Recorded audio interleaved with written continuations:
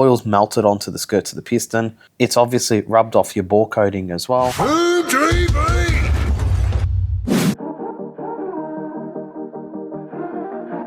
Oh, it's properly winter now. It's bloody freezing. I think I've still got battery in this. Back in Melbourne again. It's only been a couple of weeks, but I drove over through the night last night in the trusty FG, and I've got this with me. Alright, so this is the Barra engine, the FG one that I had, which was supposed to be a good runner, but isn't so much, mostly because the bearings are shagged. But I was going to do a quick rebuild on it myself at home, but then I thought, you know what, I just can't live with myself without bringing it here. Spoke to Anth, and the whole reason for bringing it here, other than building it properly, is the fact that we're actually going to do a video looking at this engine and all of the bits. So over the last few days I've been packing stuff because I'm going over to Dean's place to work on the ute as well. So I've got drag car parts in the tubs here, I've got Barra engine stuff in here all wrapped up, sumps and cranks and head and all that, and then in one of these tubs here I've got Barra engine parts and the block, and this is my original engine crate that I got rid of the timber off. I'll utilise it again, but it just seemed like an easy way to carry it. So I'll be speaking to the guru and showing everyone what to look out for with these engines. Don't mind me, it's been a bit cold, so I'm a bit croaky. Yeah.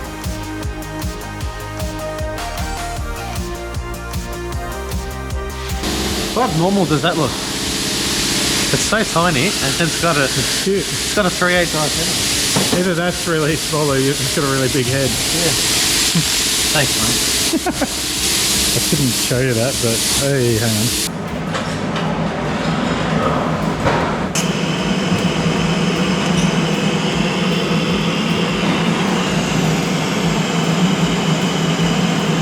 So a bit of behind the scenes here at Old Trade. We've got the master at work here, doing what he does best, dialing in the cam. Cool car, G6E turbo with a nice set of radials on the back of it, built specialties. We've got the Plasman plenum, 6-boost turbo manifold. I'm guessing that's a 42, I don't know, that's a threat, but back pressure sensor, all the little clever things there, mechanical fuel pump.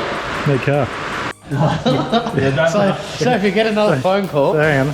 that's all. Can I tell a funny story? Don't let us tell Can I tell a funny story? You can. Will you tell a story?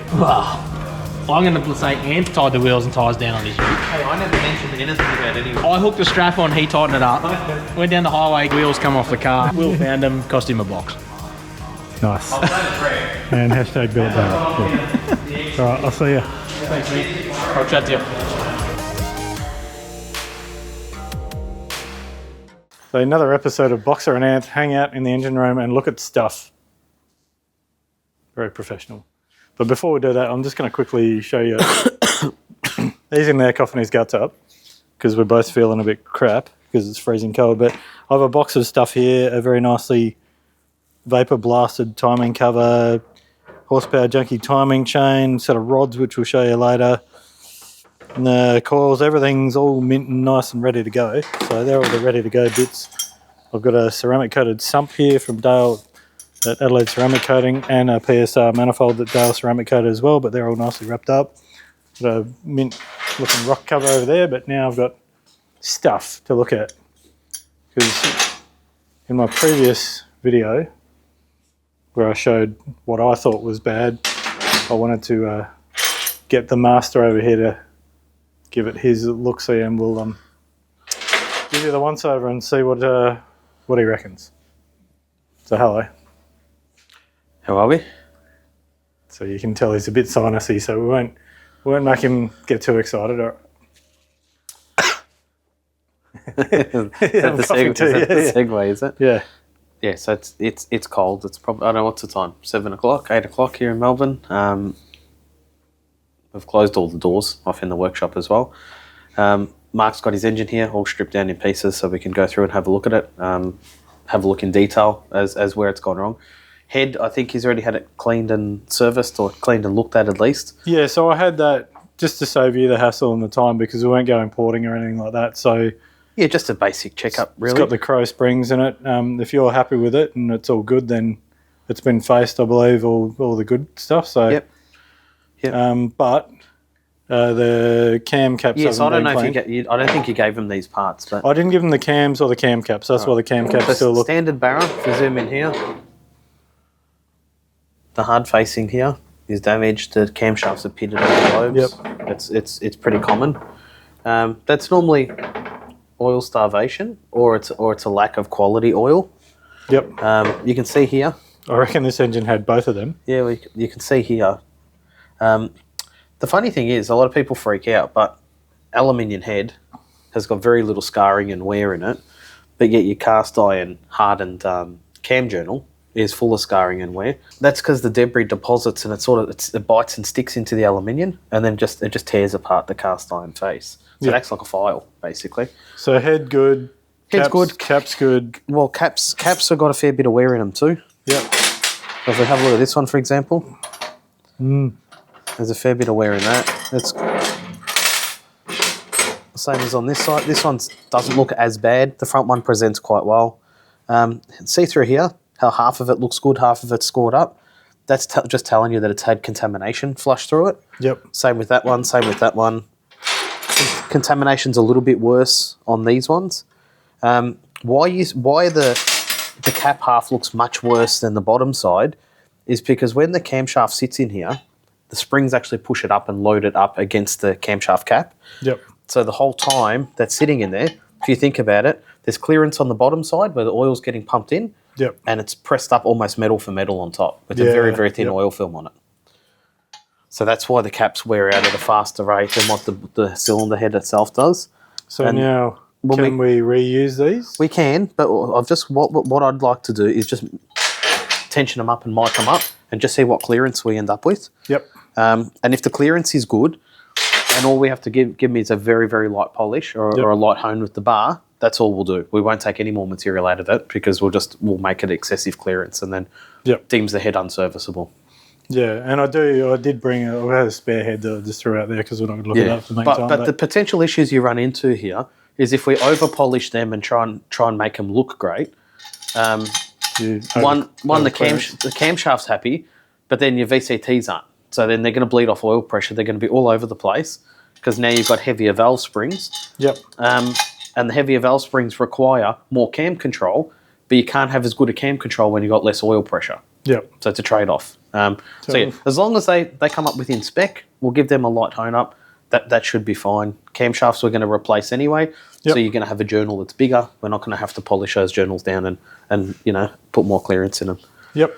Crankshaft itself actually looks really good.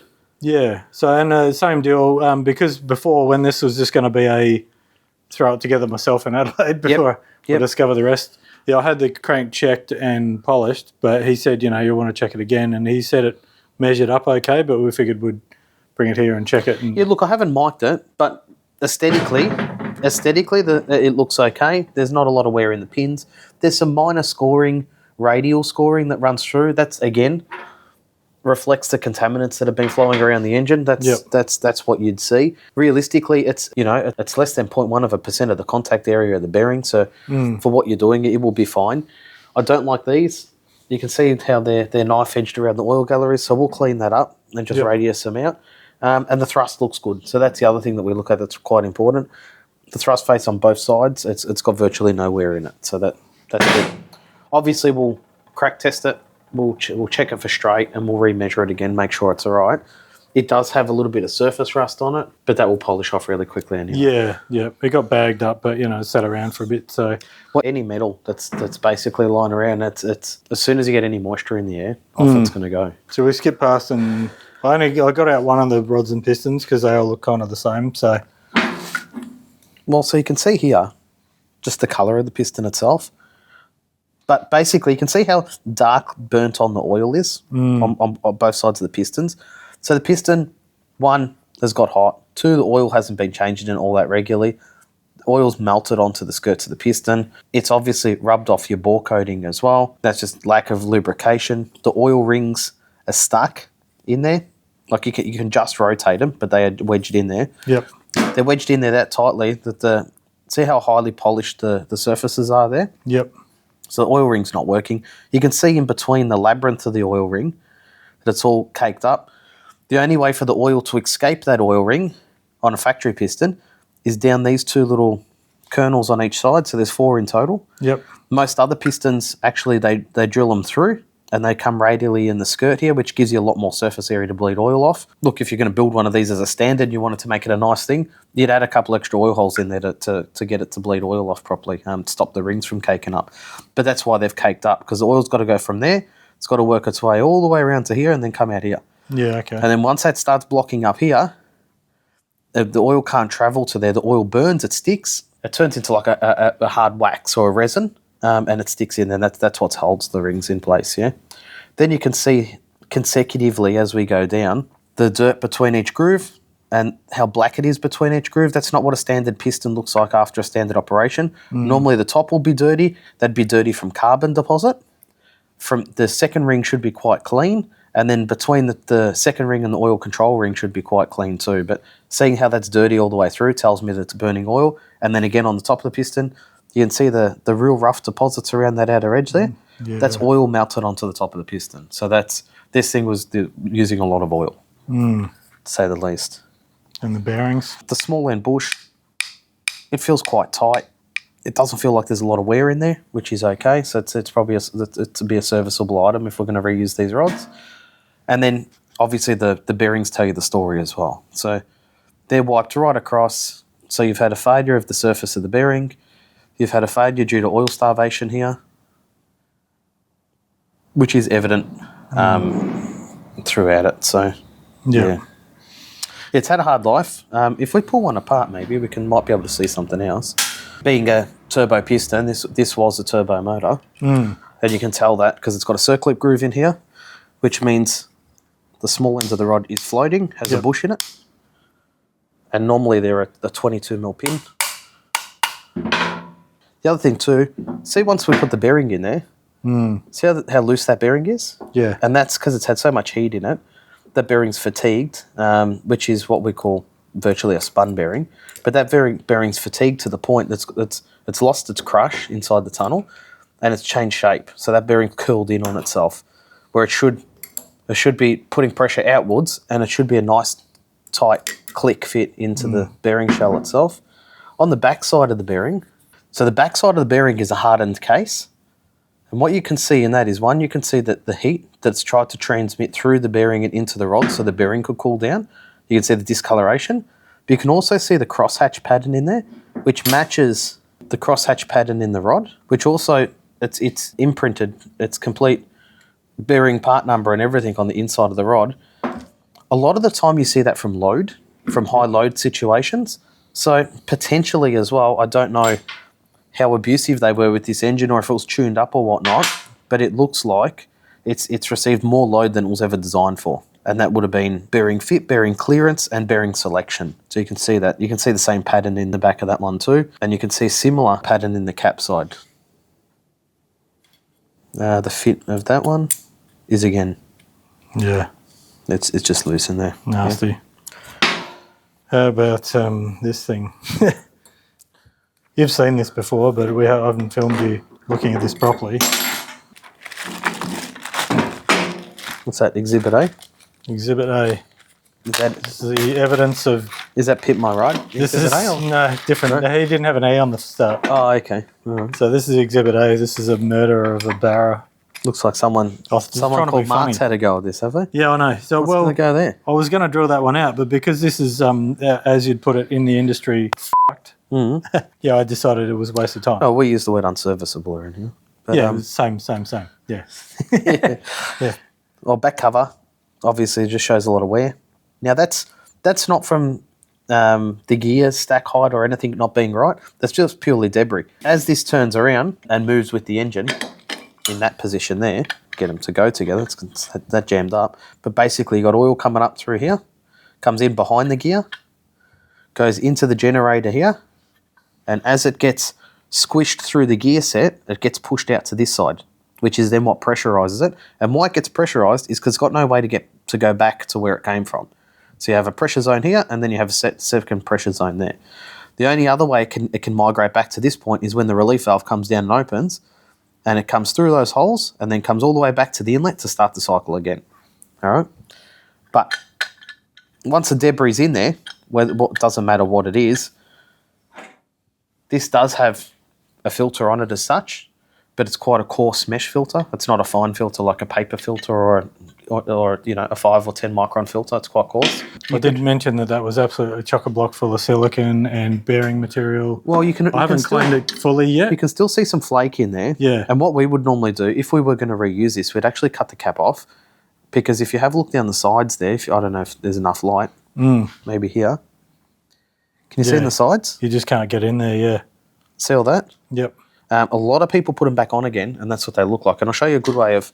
So you just run the mesh, or you put the cap back on again? No, we put the cap back on, but all it takes is a couple of downwards knocks like this. You might have to silence that, Mark. So but you can see what's just come out of that. There's a couple of hits. And same. Yeah. Yep. And like I said, I've only just sort of scraped the stuff out of that. The problem with that, and it's still coming out, that whole side's full. The problem with that is, if anyone tried to give that a quick clean and reuse it, all that debris is going to go straight back in, back through here, and it's going to go straight back into your brand new pump and your brand new engine. Yeah. We see it a lot. Same with oil coolers. We will not let a customer rerun an oil cooler on an engine if it's had a failure, because it's a labyrinth in there. Yep. And you cannot get the product out. I don't care what anyone says. Again, in here, you can see, if you look at radially, that's quite scored up. You have a look at the housing radially, though. It actually looks pretty good. And I'll get Mark to show you here. Run your finger over there, Mark. What do you feel? Yeah, it's sort of rough through there, yeah. It's rough. So each one of those peaks in there is a little bit of metal embedded into the aluminium. Yeah. So then what happens is that gear just keeps rubbing on it and it tears the gear apart. So the soft material reigns supreme because it will embed, where the hard material will take all the wear. And again, you're seeing the same thing here. On the top side, which that would have been the side that went to the pump face, there's not a lot in there.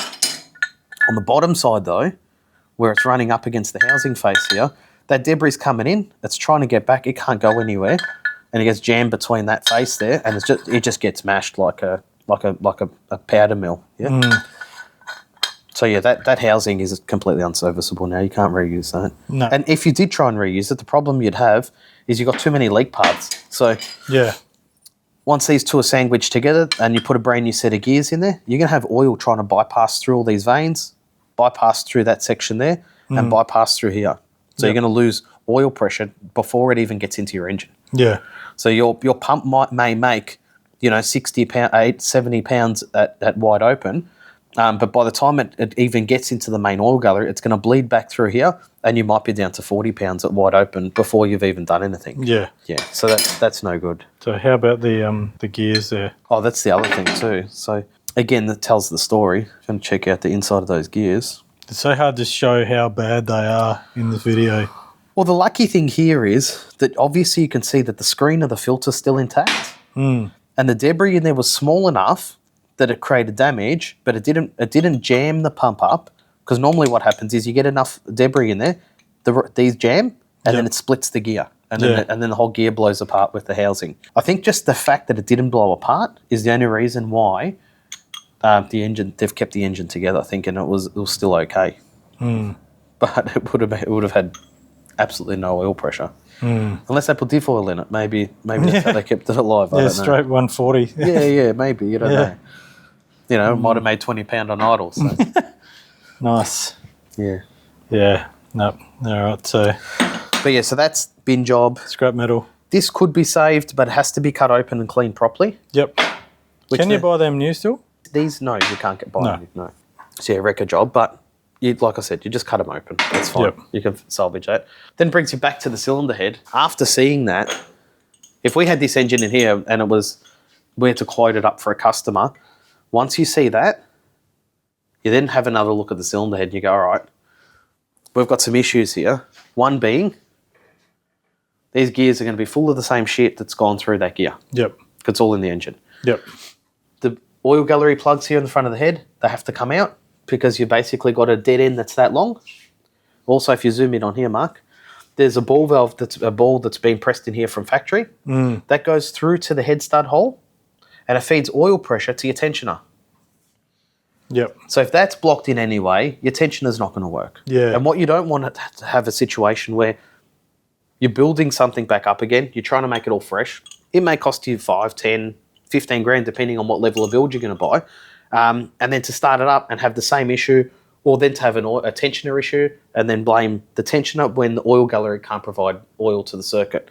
Yep. You might have a VCT issue where your VCTs aren't working, and it's because they're caked full of rubbish, and it's because the VCT can't provide the oil from the circuit because it's full of debris. So they're just things to keep in mind. I think everyone on face value, it's easy to go, all right, we need a new set of gears and a new pump. We can change that and bang it back together again. But it's a complete system, and you have to understand that being a complete system, it means you have to go through everything now with a fine-tooth comb and make sure that the whole system's clean. And, ideally, this build isn't to go out drag racing. This is how I've got like a super reliable, nice car that'll last for ages. Well, that's the thing, like, I don't know I think you said before, if it makes about 400 kilowatt, you're happy. Now, 400 kilowatt, a rebuild on something like this, it should last you 5+ years, even 10 years. So what you want to do is you want to at least give it half a chance. If we've got any debris in there at all, it will halve the life of the engine. Yeah. If not drop it down a third. At that point, you're going to put something together that may last you a year, may last you 6 months. It's not worth it. Not worth doing the whole rebuild for that. Same with the engine block. Oil gallery plugs here will have to come out. Oil gallery plug on the back side will have to come out. One part that a lot of people overlook on these, we see it all the time, there's a thread in there. So make sure you unscrew it, because if you turn your camera down here, Mark, you'll see there's also a shoulder in there on the back side.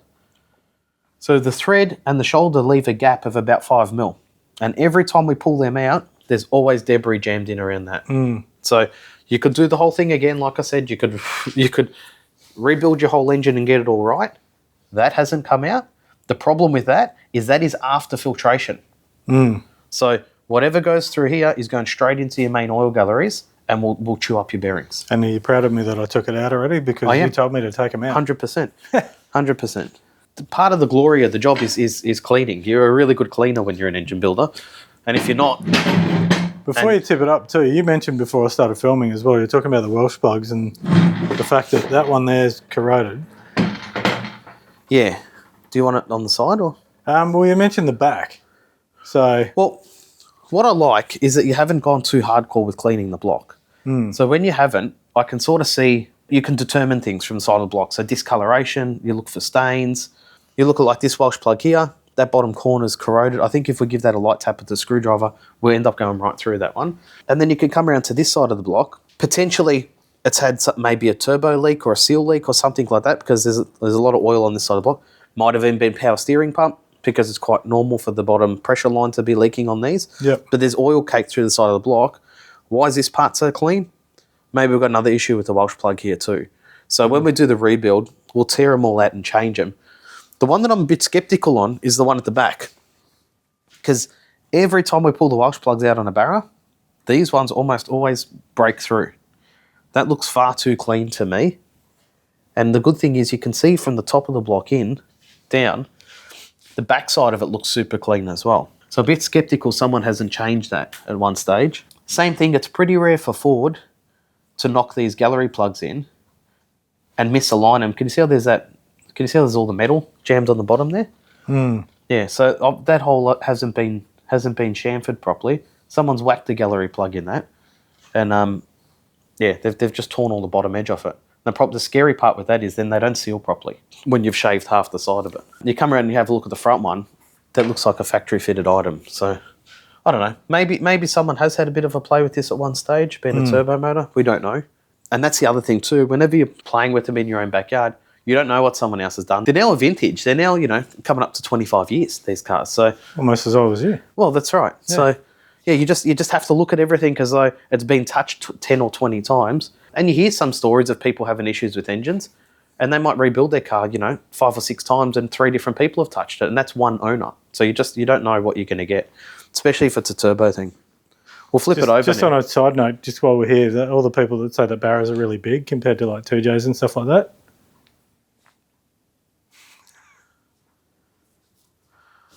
Yeah. Just stand next to that for a sec.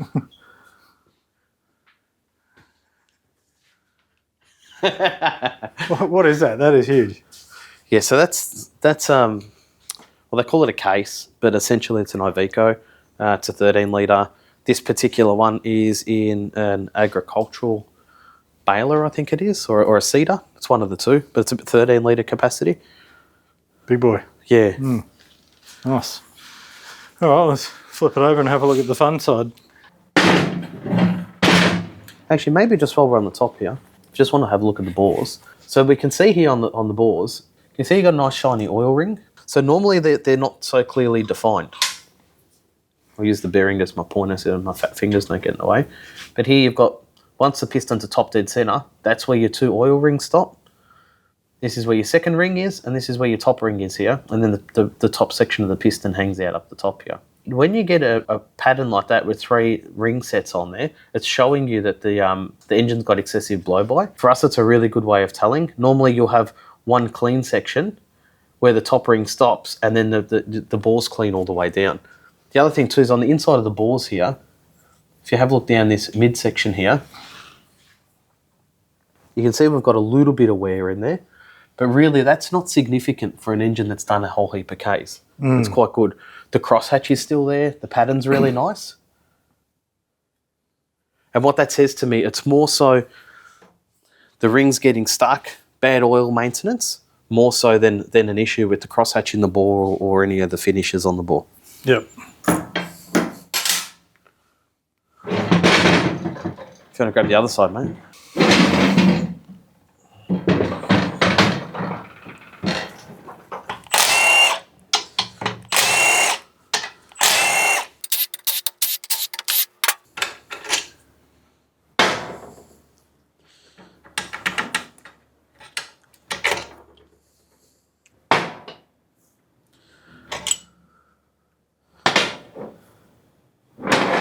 That's the culprit right there.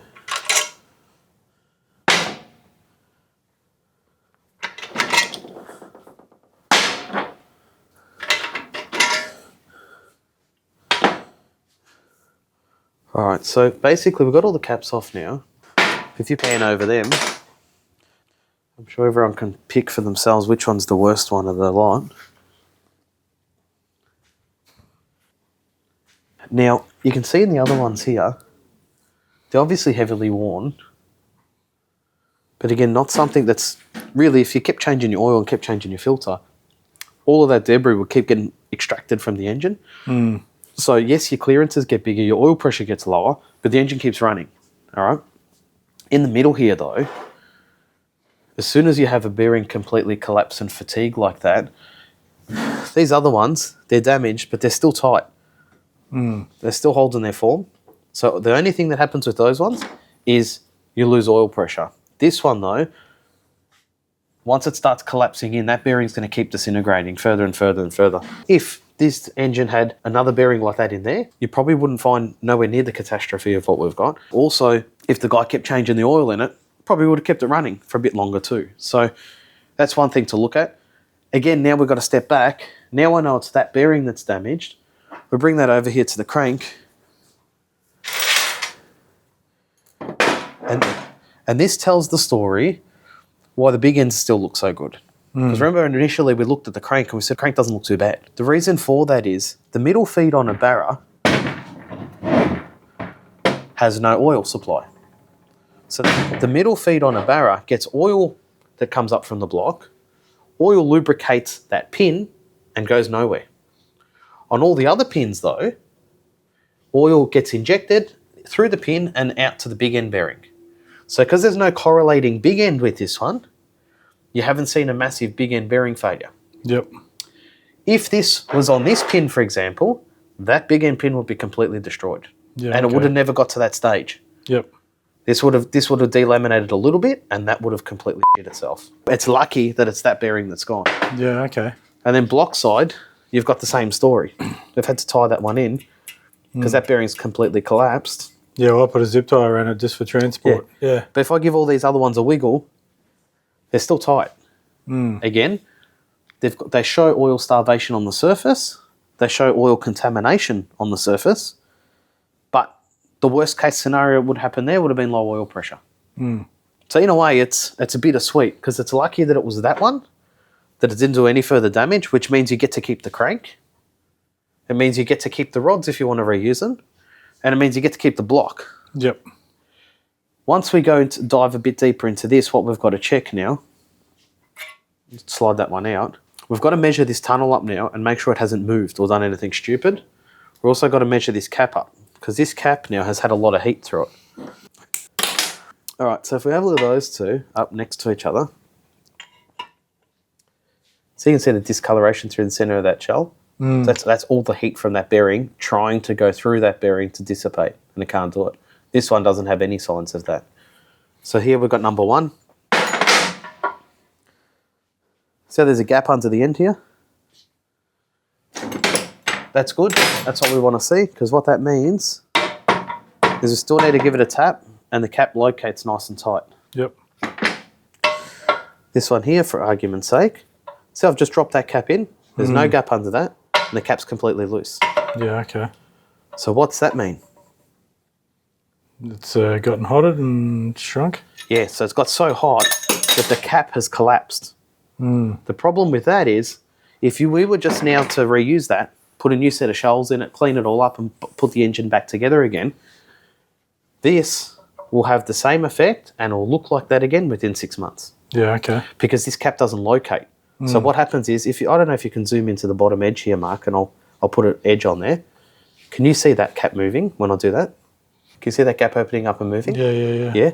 Now, I can't do that with this one because it's solid. Yep. This one I can. So what would happen is, under operation, that cap's going to thread. And it'll keep threading, which means it'll get looser and looser and looser, and you'll have exactly the same problem with that middle cap. So the cap gets replaced? Well, so you've got a couple options here. You can change a whole block out, so you don't have that as an issue. Or there's a couple machining processes, so you can put a set of billet caps on it and fix the problem that way. We can spread this cap, reheat treat the cap, then we machine all the registers back on the block. We machine all the butt faces of the caps down. We put in the line borer, so then now that cap then locks in nice and tight. Put in the line borer, we line bore the hot tunnels, and then we line hone it.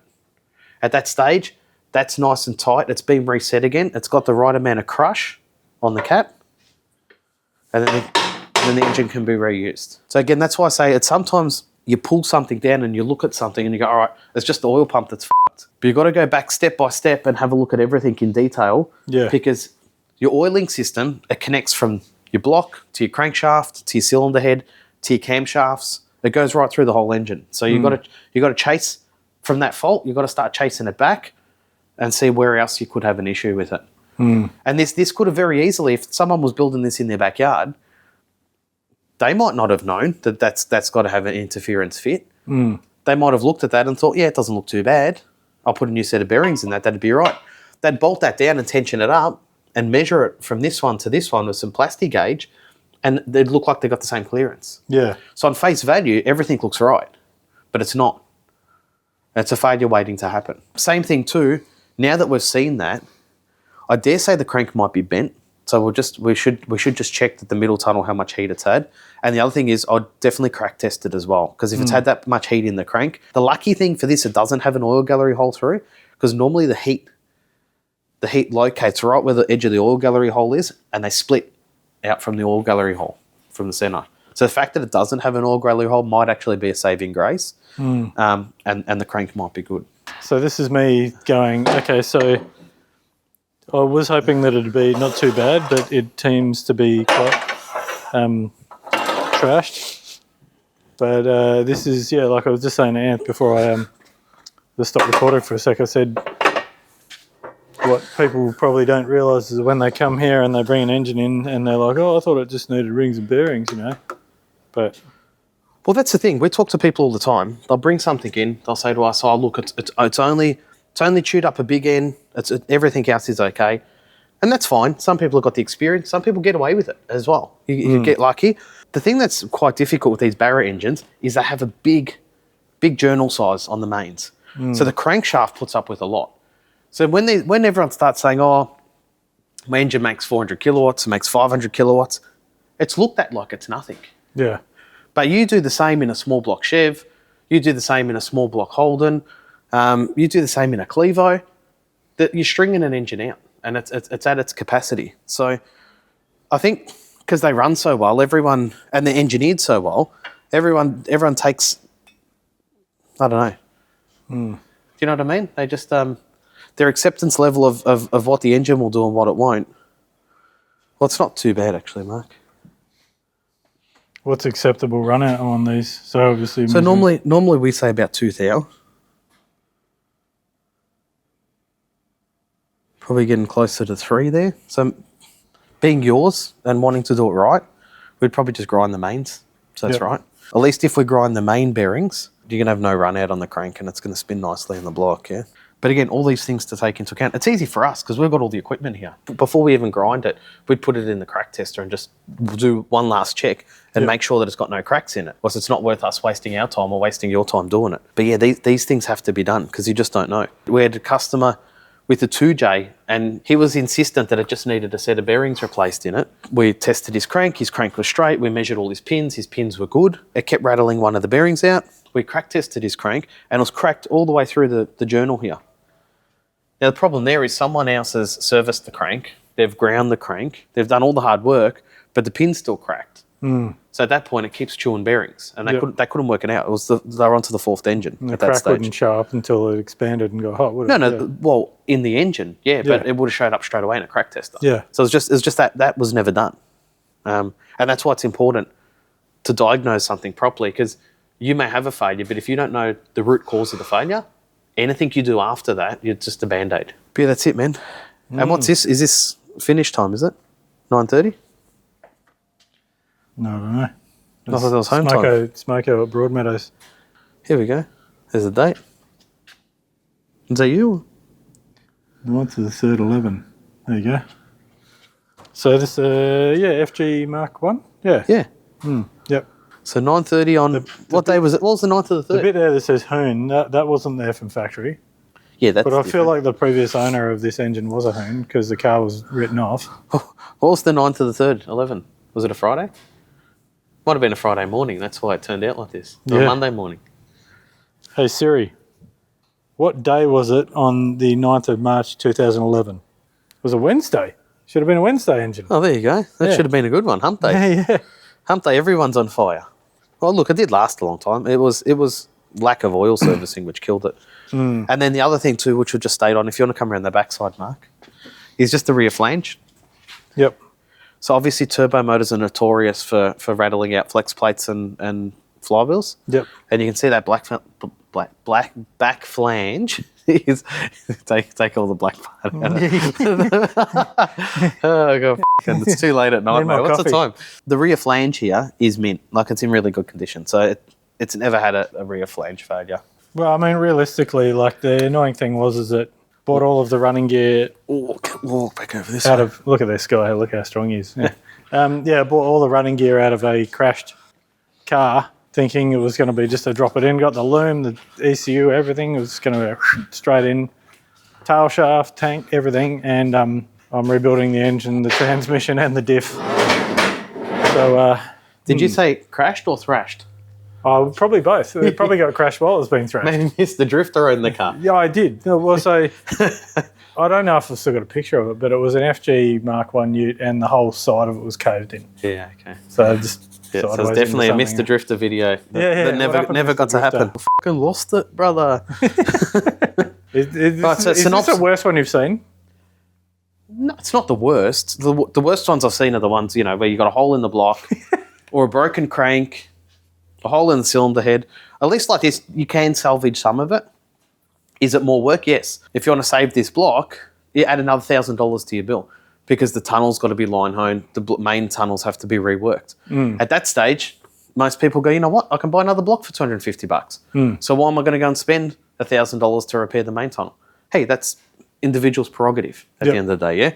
But that's where that has to be spent to make it right. So if you're not going to spend that to make it right, you're better off getting another block. Yep. Don't try and slam this back together because it won't last. Yeah. It won't work. So that's the remedy to fix the block. Like I said, the bores don't look too bad, depending on what you're going to do with pistons. If you're going to go a 4G, if you're going to go an oversized cast piston, all of them will remedy the bores and that won't be a problem, which will fix the ring sealing issue. I haven't seen all the rods, but looking at the crank, I'm pretty sure all the rods are fine. Again, Well, I do have rods for it and I have pistons coming. yep. There's obviously no urgency on that because there's... No, but again, a turbo rod in itself, very capable. So there's no issue with that. If you wanted to run them, we'll put a new set of rod bolts in them, resize them. That'd be fine. Yep. Unfortunately, we couldn't re-ring them because the skirts are so badly buffed out. Yeah. And the bores do need a hone, which will then put that out of spec, piston to ball clearance. Crankshaft, again, usable.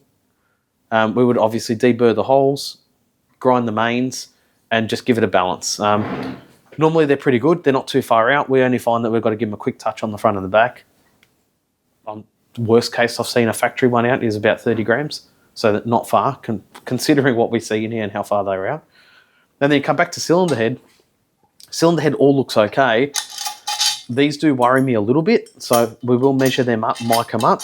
The other thing too, knowing what's gone through the engine, all the gallery plugs have to come out and we have to clean the head properly. So so probably have to strip it again, take the valves out. which we won't do until we confirm that the bore size is good. Yep. So we'll do that first. Once we know the tunnel size is good, we check all the lifter bores as well, make sure none of them are flogged out because had oil starvation. If that's all okay, we'll take out the gallery plugs, clean the head properly, and then put it back together. Hey, there might be nothing in there, but it's not really worth the chance. You know? Like you said, it's stupid not to do it. So And same with your cam gears. They get pulled apart and serviced. If there was an oil cooler on this, throw the thing in the fucking bin. Don't even reuse it. Yep. And again, when I say oil cooler, I'm talking about factory oil cooler. Even if it's an aftermarket, just an Element oil cooler, throw the thing in the bin and buy a new one. Yeah. I've seen people try and clean them out. You can't. It's a labyrinth in there. And if you've got one bit of metal flake, it's got sharp edges on all the sides. There's no way you're flushing it out with a bit of high pressure water. It's not going to happen. All you're going to do is you're going to bury it in there further and jam it in. So in 6 months' time or 12 months' time at Christmas, it's going to rear its head and make a mess for you. Yep. That's basically it. So in a nutshell, it becomes a much more expensive repair, but it can be repaired. Better situation is replace the block, like pocket-wise. Better situation for me is I do all the machining. So that's one of those things, you know. Yep. Yeah. Well. No. Yeah, I'll film you now, Mark. You can see it. All right. We need to turn that around. Yeah, I know how to use the camera. This guy. It's only a bloody Sony. I've got a couple of these. Yeah. So got some decisions to make here. I've got the transmission happening. That's all good. That's looking okay. The diff's happening. Now the engine. There's a spare head over there, which we might have a look at as well. That was a spare one I think I had off a dummy engine I had. But yeah, other than that, I guess we'll just work out what's the best plan of attack. If we have to get another block, then at least we're not going anything ridiculous. I know those two FG engines that I pulled apart when we got the two engines for the drag car engine. They were both mint, like inside. They were like really nice, weren't they? Yeah. So, but one had a thin front wall. Correct. So, and we haven't even sonic tested this one as well. So, correct. Yeah. So Lucky Mark has come to the house of Barra. We'll take him for a little walk. We might have something for you. Oh, here we go. And that's that head there as well. That's the cylinder head Mark was talking about. So we've got an RB30. Yeah, it's an RB30. We've got barras sitting on the shelf. We've got blocks. We've got cranks. So we'll just. I think it's going to be a better outcome, Mark, if we just pick some parts off the shelf, replace the block. But it's a matching numbers FG base model trayback shitbox. Just kidding. Bad luck. Yeah, so I think that might be the case. Yeah, so I think we'll just start with another core. Potentially, look, it's up to you, but we could go block, crank. There's a whole short block here. There's a short block right there. So we'll just dig that out, tear it apart. It's probably got a good oil pump on it as well. So then you've got a good oil pump to start with. The crank's right, the block's right, and then we've got your spare cylinder head and bang. Yeah, that'd be the best way to do it. Yep, and there's just so much going on in here. Every time I come in here, like, this is a good thing, like, and yeah, this is all behind the scenes stuff that's happening, but Anth's now like taking over this place completely. And every time I come in here, I'm like, everything's just getting better and better and better and better. And everyone's like flat out, there's stuff going everywhere. And yeah. During the day, it's a bit hectic, like everyone's sort of running around, but yeah, I can't wait to, like 12 months time from now, it's going to be even like. Yeah, we've got some big plans coming up, which is pretty cool. It is very exciting. It's good to see, so. Yeah. Oh, it's too cold. Let's back up.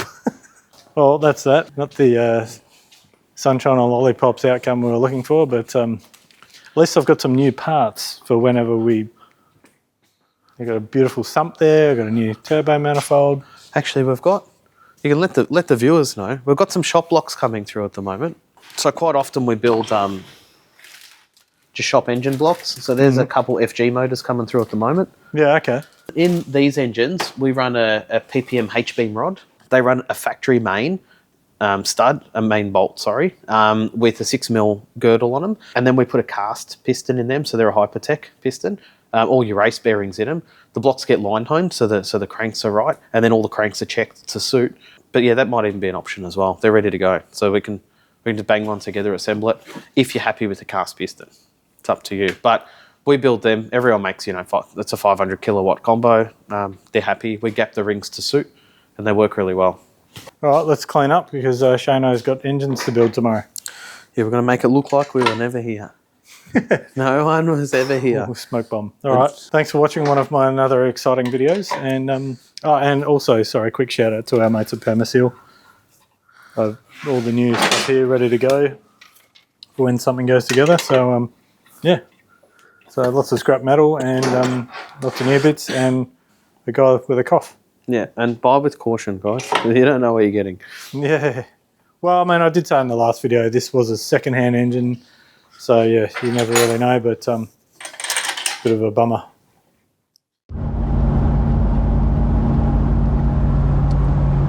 Oh, well. I'm on the way home now. Got some work on this weekend and a doctor's appointment on Monday, so I need to be back in Adelaide.